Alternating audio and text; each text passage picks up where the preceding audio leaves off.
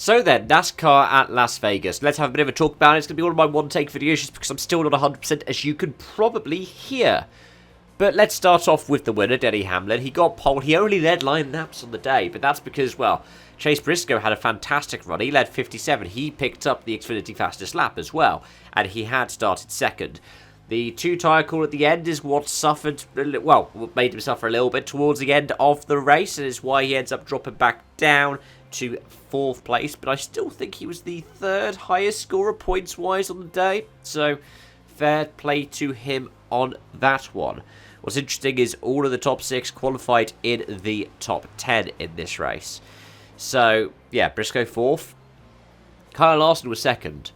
Did Larson lead the most laps of the day? I think he did with 129. He managed to hold on a little bit, had some good runs. It's a good return to pace for the 5-car. I think that's the most laps they've led, well, in the playoffs, but I think since their last win as well. So they're starting to come back into form now for the round of 8.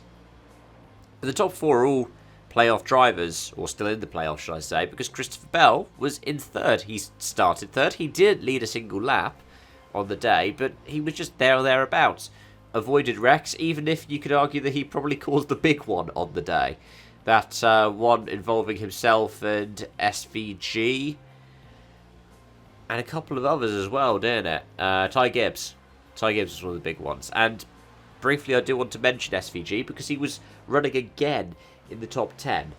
He started to come good on the ovals, and that is a good thing to see. Like, I mean, yes, when it comes to Vegas, it was a thing of kind of awareness. Like, Gibbs was going up, he was coming down, they both squeezed Bell, and what happened. But overall, it was alright. It was a good run.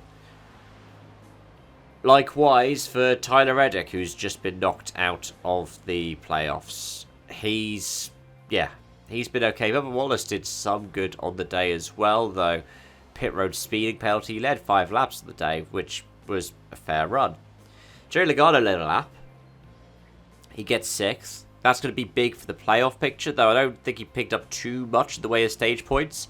So he got 34 points on the day.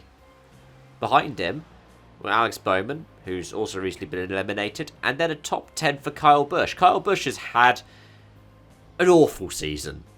Like, he has not competed much up at the front. Him and Keselowski were both running top 10 for most of the day. Keselowski ends up in 10th place. He's the 2nd of the RFK. One's behind Ryan Preece.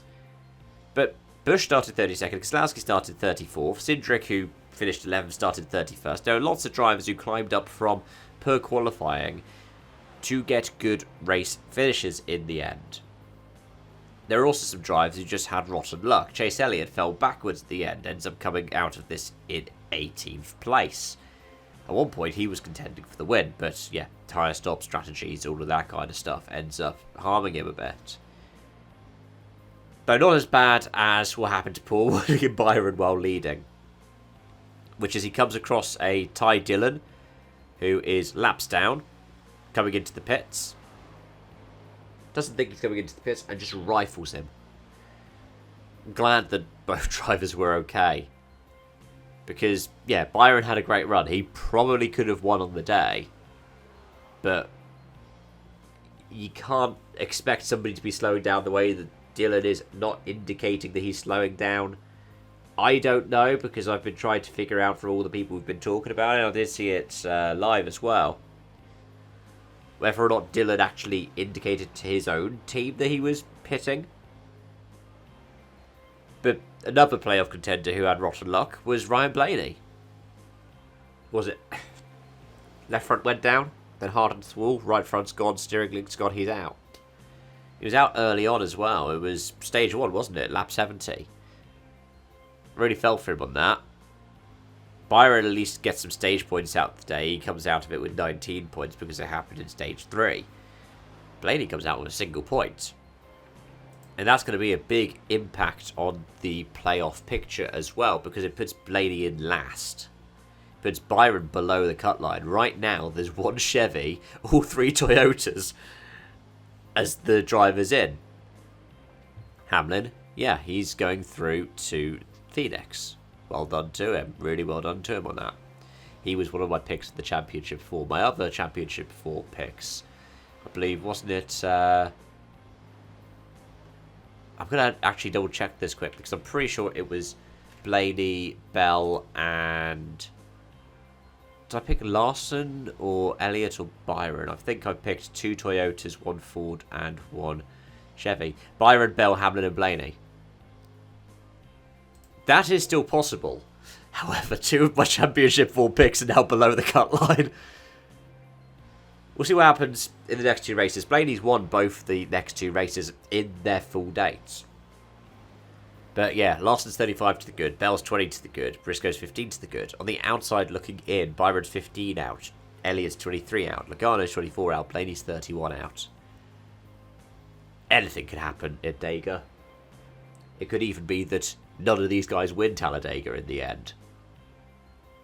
But if you had to think about somebody to win their way in, the people I'd be putting my money on to win the next 2 races, more likely than not, would be Ryan Blaney and Christopher Bell. They've both done it before. They both come in clutch, and they've both won when it's been in a must-win clutch situation. I wouldn't be surprised if they take it. I mean, I also wouldn't be surprised if Joey Logano, granted it is an odd number year, flukes his way into the Championship 4 as well. But this is good for me, Hamlin being in, because at the start of the playoffs, I put him as my Championship pick. Wait and see if that one comes true. Thanks for watching, folks. Let me know your thoughts in the comment section down below, and until next time, it's bye for now.